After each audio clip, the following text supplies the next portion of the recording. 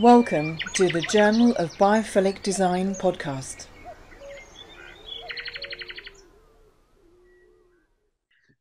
Well, many thanks for joining us on the Journal of Biophilic Design today. If you haven't already, do check out our website and also search for the Journal of Biophilic Design on Amazon, because we've now got 3 issues of the journal out. First one's on workspace, second one on home, and the one just out now is healthcare. It's full colour and it's very about nature-inspired design, science, well-being, planting, how to reach net zero, loads of inspiration in there, and it's a very tactile experience. We're really excited to be joined by a chap called Steve Brewer. He's founding partner of Burtt-Jones and Brewer. So that's an independent award-winning workplace design consultancy. So first of all, hi, Steve. Thanks for joining us today. Yes, thank you. Great. Well, Steve's going to be speaking at the Workplace Design Show on the 27th and 28th of February at the Business Design Centre in London. And I'm going to put a link to the blurb in the blurb. Sorry, I'm going to put a link to the show in the blurb. And he's going to be on a panel I'm chairing as well. So I'm looking forward to continuing the discussion there. So please do go along and make sure you get yourself some free tickets. But first, if you'd like to kick off, Steve, by telling us about yourself, what got you into design, and kind of what's been your journey really into sort of design. But thanks. This is a subject, as you may or may not know, is one I've been passionate about for many years. But yeah, it's an interesting question. What got me into design? And I don't think, to be honest, I got into design. I got into problem solving. I was an industrial designer by trade, so I was always seeing, I would say, a young age, the age of 5. No, nothing as profound as that. But I certainly, going through the GCSEs and going through the degrees and universities and all that, it was design. It was that balance of form and function where I was coming up with solutions and products that could help people live a better life, I suppose, and from a commercial perspective. But also then I also went into quite a niche market in terms of healthcare and wheelchair design to start with as well. So I saw these horribly designed NHS products that, rightly or wrongly, were doing the function arguably okay, but just who would want to use them? It's like the crutches. You break your ankle, you break your leg on a skiing accident or whatever, and you've got to take these horrible looking crutches home that you've got to live with for only for 6 weeks. But let's say that you're wheelchair bound, or you're ambient disabled, or whatever else is going on with you personally. I saw that there was an opportunity there that you've got to have these things with you on a daily basis. That I would take that a bit further and say, well, why shouldn't they just look a bit better? You can have products which look nice and work well, and that's how I fell into design. And then of course I fell into interior design, space planning when I needed a job as a junior designer, and then the rest is, one might say, the rest is history. So yes. Oh, fantastic. It sounds really cool. I'd like to have a look at those, the things that you designed. So maybe we could have a conversation about that another time. But that's really good. Yeah. They are ugly, aren't they? They're sort of like scary ugly. They're always so sort of metal and contraption-y, and they're just sort of horrible. They're not organic. I mean, you think years and years ago things used to be made of wood, like the old crutches and things that were tactile. Really. Yeah. But now, obviously from a manufacturing point of view and an ease of use point of view, and all the cleaning, the FM side of the world that we have to adhere to as well. But yeah, there's no reason why you can't just have a nice tactile handle on a nice piece of metal, so that you can. It's just try and take a step. Yeah. Obviously, we need to create, workplaces that people enjoy coming to. I mean, what sort of fundamentally, what's one of the main reasons that we need to create better workplaces? What's one of the main reasons? Yes, there are probably. Is it one of the? It's a big question, isn't it? Well, you can answer it very simply to inspire more people to come back into the office now. But I think create better workspaces would be, from my perspective, may well be to create a better workplace experience for you as an individual. So, and I think that's become a lot more paramount as a result of the pandemic as well. I've touched on the subject of Taylorism in the workplace now. So the experience had through the pandemic was wide and varied. Luckily for myself, it didn't change radically, but at the same time, where I've got my yin yang of a lifestyle where I work from home and I go into London, I missed that London experience. I missed people. I missed that kind of working with my team and seeing my team and meeting clients face to face. So whatever your experience was, I think that Taylorism now in the workplace about making the better experience in the workplace better for you as an individual, I think it is. I think a lot more companies now are boiling down to the conversation of the individual. You know, it used to be the team or the department, and you were just almost just told what to do.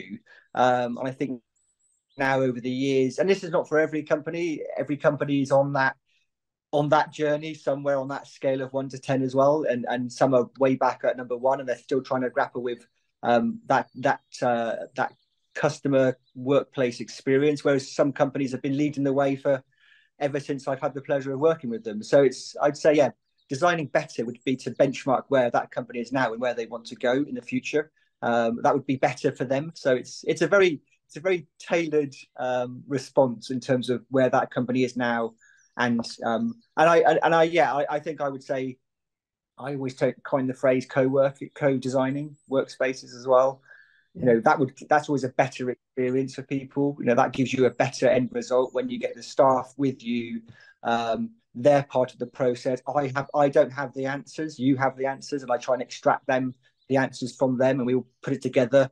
The jigsaw puzzle that I alluded to in a panel discussion recently, putting all the jigsaw puzzles pieces together and trying to make it the best looking picture that everybody agrees to at the end of the day. That's a challenge as well. So yes. It's a nice analogy that actually sort of like everybody's got a piece of the jigsaw, or they bring in another piece or a couple of pieces even, maybe maybe a whole side, but you actually at the end of the day you're creating something together that's that creates a better picture. That's really nice. Well, say again. Fingers crossed, I said.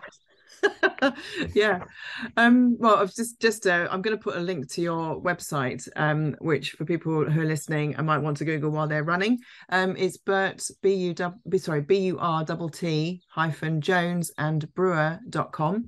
So do have a look at what they've created, because it's beautiful. I was saying before we started recording that they feel like you can breathe in the spaces. So obviously it really works, the sort of collaborative approach that you've got to design, because I can imagine the people who work there really enjoy the experience of coming to work.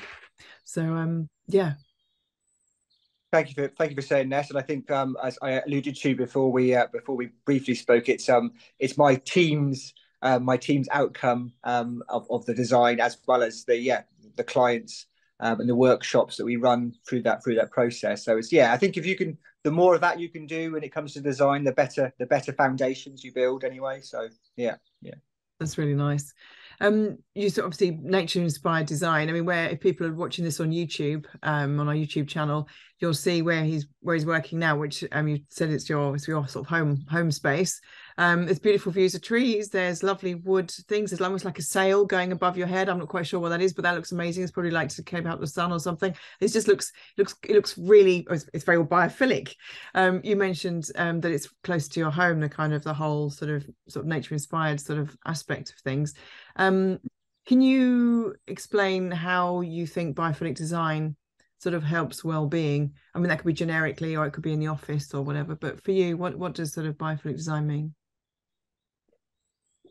I suppose I was a bit skeptical when the sort of term, when the term sort of the term bubble to the surface, and I've unfortunately been in this job now for 23 years, and the conversation about bringing the outside in, and so there's another design term that nobody's going to understand, and it'll be about, and I think what biophilic design does mean to me, and luckily I think as a person who does have a passion for the outside, it's always, I've always tried to encourage clients to sort of bring that experience into the office. But I'm also very skeptical these days that it's a little bit of a sticky plaster solution. We are designing predominantly are interior designs. The building's already there. We're not designing buildings.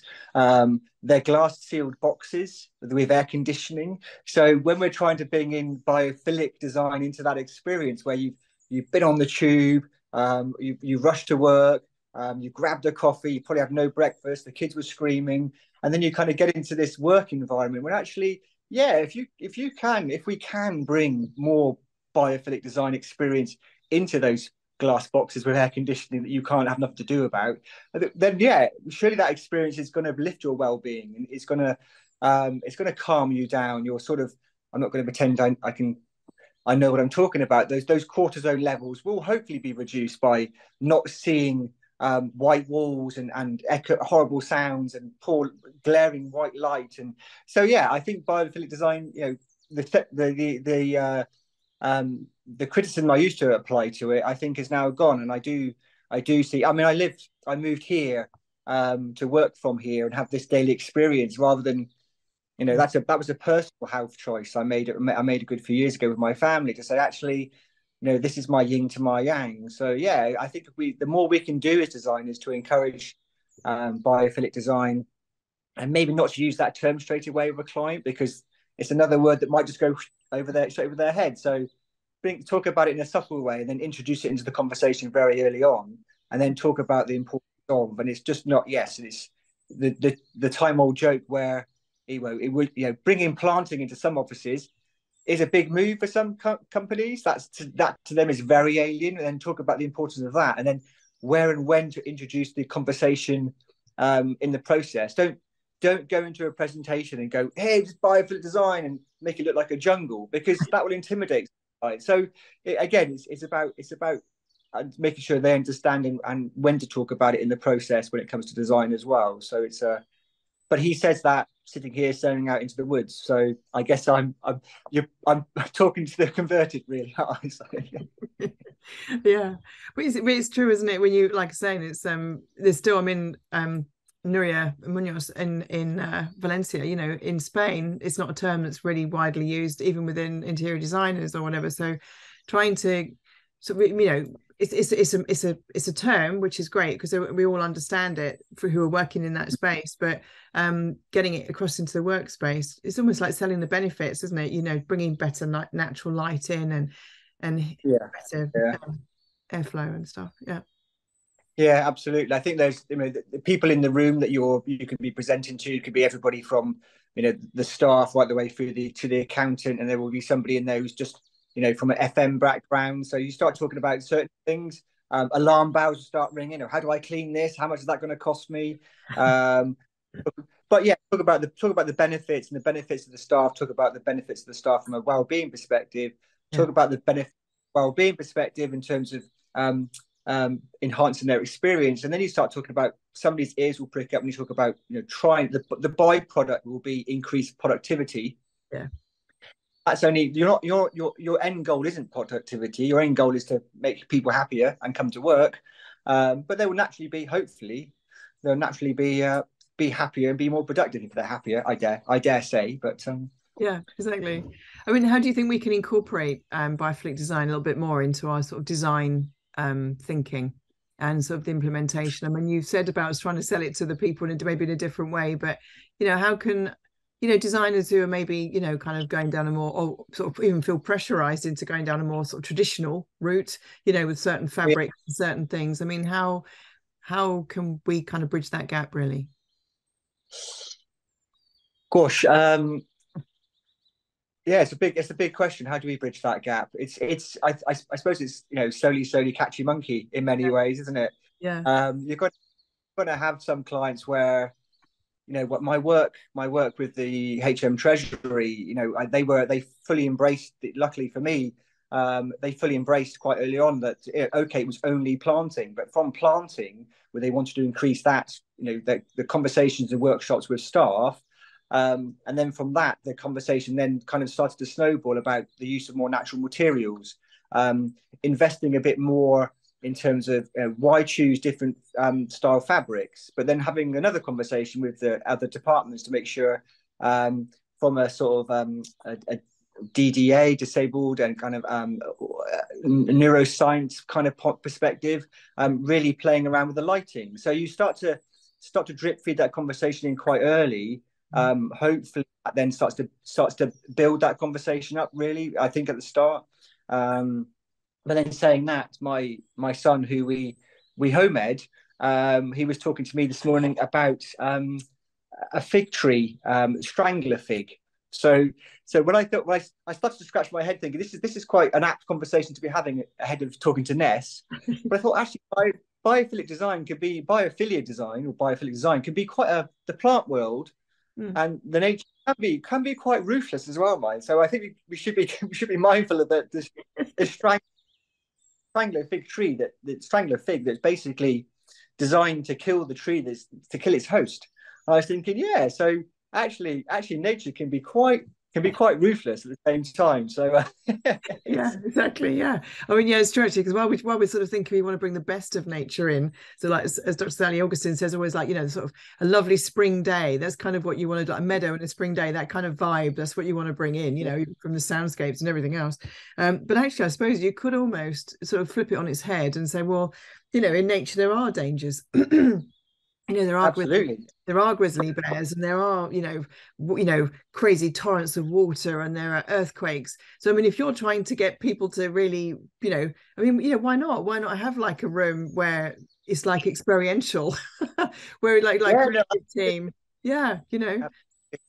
Yeah. I think there's the visual that we can play with those. Like nature does use the kind of bumblebee red and black kind of colors, or red as a warning sign. So yeah, why not kind of play around with that in certain places in the workplace? But also at the same time, if I look at my view now, there's out through the window, it is very tonal, it is very green, it is very, at the moment, luckily very, very blue. But look to another layer, and you're looking at the trees and the barks and the kind of the leaves. So where can you play around with what nature gives us? But at the same time, I'm also a little bit skeptical that some people like leather shoes, and they like pavements to be smooth, and they like air conditioning, and they like nothing on, and they like, so what, when we talk about biophilic design and its importance, it may not be everybody's cup of tea either. So I'm personally I personally love the idea where I'd like to wrap a square column in an office with a tree trunk looking cladding, so it looks like giant redwoods running up through the floors. But at the same time, yeah, some people just may not see the purpose in that, or see the point in that. So yeah, it's all about compromise at the end of the day as well. So yeah, exactly. Yeah, and I suppose as well, it's like, if that person may actually have a stressful day, or especially a stressful job, his vibe now, or her vibe, may be a completely different sort of plane that he's or she's working on. So that sort of thing. But whereas other people, like say maybe 80% of the people in the workplace are stressed, so actually seeing like something tree clad would actually do them better. So that could be the CEO, but they'd get more money and better productivity from their stuff if they do clad that post with wood. But like you say, it's I thought it would look wonderful. These square horrible columns that got sharp edges, which again clad them in these nice round looking bark redwood kind of. That'd be amazing. I'd be desperate to go to the next floor above though and actually see the top of the tree, but I'm not too sure we could go that far. yeah, it'd be brilliant, wouldn't it? Yeah, and put a little tree house in it as well. So yeah, just look for the little gnomes and things. So it's just going too far. Let's stop now. Can you give us an example? You mentioned about HM Treasury, but is there an example that you could sort of maybe just, I mean, it's quite hard on audio, but maybe to kind of describe maybe what the client needed, but where you've implemented biophilic design, just to maybe either give us an idea of what the place was like before, or what you did, or what the difference it made, just kind of give us a bit of a flavor of how you've used biophilic design in a workplace. I suppose the project with Shelter, the housing chapter just on Old Street in London. I think even though we didn't use the term too much biophilic, we didn't allude to that a lot in the workshops, but we did allude to the fact that we were introducing a lot more of the sort of allowing people to a lot more control of their own workspace. So what it was like before, and I think Shelter would be happy for me to introduce it in this way. It was, and luckily, this was pre-pandemic. It was 5 floors, I think around about 350 or so people, around about 350 or so desks. So a very traditional kind of sort of back on the sort of level one kind of very traditional way of working. We then went in and started running some workshops with them. And then I mentioned the word once or twice too many times this morning, but the pandemic then came along. And actually, as a result of that, it then encouraged Shelter to really rework their look at the way they were working using the building. Let's say so because they own the buildings, they really wanted to. Although it was quite a challenging building anyway because it's an old building. So when we actually started to talk to them about how many people do we really want to fit into this building any time, how much choice in terms of alternative work settings can we give them, and then how much can we play around with lighting levels and tailoring that personally, alternative workspaces, the use of upcycling and recycling products. So whether that falls into the biophilic sphere, I guess it's somewhere in that world. So not to waste products sustainably, but also not just financially, but what other products can we use on the cycle? We did have conversations about yurts on the roof and beehives, which may or may not come back around. But I think I'm yet to twist Shelter's arm to introduce those. But again, they had a really big sense of. So we didn't use the word culture a lot. So I really embraced the word community while working with Shelter. Because of what they do as a charity, which is an amazing work, but at the same time, looking back into in the office like. So actually, by bringing more just planting into the office, having a staff group look after the planting. So it's not just that kind of square peg round hole solution where you've got this wonderfully delivered biophilic end result. How does that get looked after? Why did you make those decisions? And it's so very much a kind of two-way conversation, and then to allow people to look after that and champion it. So they're just, it's not just something they come in every day to expect to be cared for, because believe it or not, those plants do need watering, they do need light, they do need. So somebody in the office or a small team in the office can look after things like as simple as that. I think it just adds another layer to the conversation, which hopefully helps. But yeah, it was a great project. And I dare say, we could have gone a bit deeper, a step further again, but because they were quite traditional to start with, I think we went far enough in that initial phase of work. And again, we may hopefully we'll revisit in the future to enhance it to another level. So yeah. That's lovely. So people listening, if they're abroad, they might not know what Shelter does. Shelter is basically a homeless charity, isn't it? They kind of help find housing and place for people and sort of help, almost not rehabilitate them in the sense of habitat, meaning home, in the traditional sense. I should imagine it's a very quite stressful, emotional job as well, that some of those people, particularly on the sort of, the front facing, interface of people who are homeless and actually the sort of solutions. I think, creating a space that's almost like a haven for them, that's like a home for them actually as well. You know what I mean? And I love the fact that they can create and look after the plants. I mean, we also know that if you look after a plant, you're looking after yourself as well. You've got more chance of looking after yourself. So there's all this sort of win-win. And then I suppose when it comes to creating homes for these people as well, they kind of can go, help them also create a homely, safe haven as well. Yeah, definitely. And I think that home is a key word they use, and obviously we try to bring that as much. And again, a fine line of making the workplace homely. Yeah. I'm a bit anxious at making it too homely at the same time. I think there's elements that you can certainly introduce into the workplace, but do you want all your colleagues walking around with their shoes and socks off? But there's an element of that, isn't it? It's tongue in cheek, but I think it's an important element to bring into the workplace. But you're still there for a different reason than at home. So Yeah. Exactly. Yeah. Yeah. I suppose it's sort of home. I suppose comfort is a word, isn't it? I suppose, or somewhere that feels safe. Yeah. It's like I Yeah. use the word haven quite a bit because I quite like that. It's like somewhere you can go and, it's not as that. Yeah. So, Yeah. yeah. Yeah. You mentioned about recycling and sort of repurposing materials in that particular project, which I think is a really fantastic idea. Obviously, biophilic design as well uses wood and, a lot of that sort of natural materials in there. And we know as well that, if people are surrounded by like plants and wood, they also act more sustainably in their lives, and obviously they have more sustainable behavior. That's not quite right, but you know what I mean. They sort of behave more environmentally friendly. Do you think biophilic design could help, in the sort of bigger picture, could help companies reach net zero? It can help. It can go some way to help some companies meet net zero. Mm. I guess say yes to that. Yeah. I think it's going to be, you walk around, you walk around London, at 3 o'clock in the afternoon, though, on a grey winter's day, and this lit up like every building's lit up like a Christmas tree. So Yeah.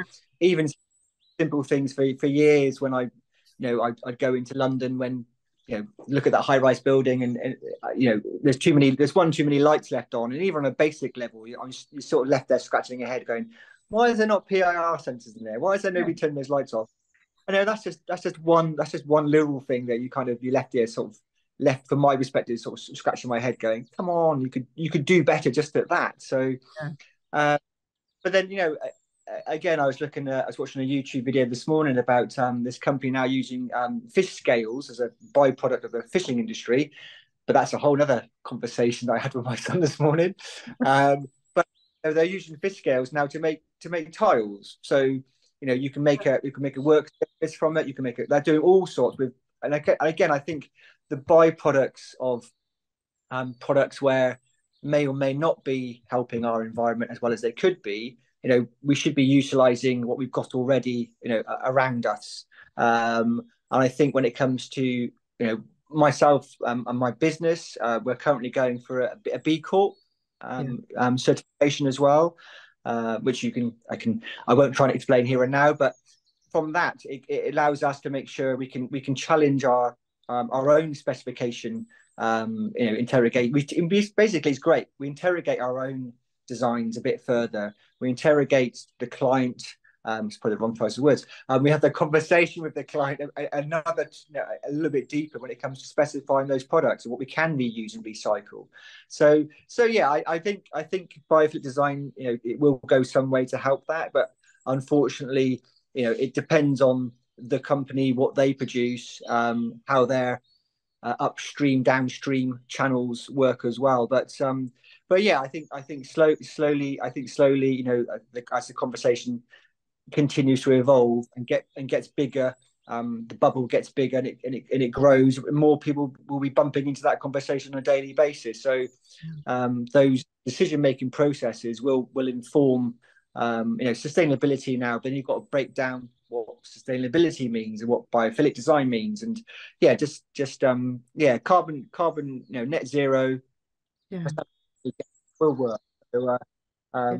it's fingers crossed is all I can say. So Yeah, absolutely. And I think as well, because we're using more woods naturally, or more sort of like or cottons or linens and stuff, we're using less plastics and yeah, no, absolutely. I mean, I say I'm sat here looking into the woods, but this is also around me and very close to me is forestry England land. So, but my family understand they are just like they're a giant crop. Those trees are grown as a giant crop, so wood will be cut down, but then they're replanted, they're regrown, so they're renewed. So yeah, when we choose our wood, where do we get it from? Where's it coming in from?